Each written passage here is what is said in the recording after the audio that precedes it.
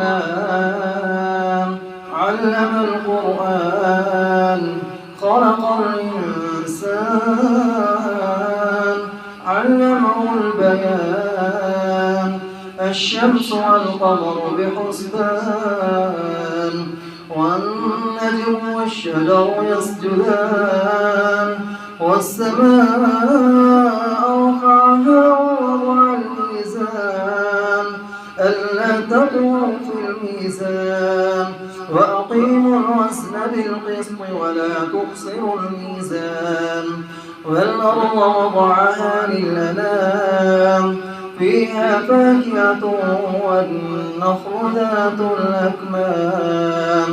والحب ذو العصف والريحان فبأي آلاء ربكما تكذبان خلق الإنسان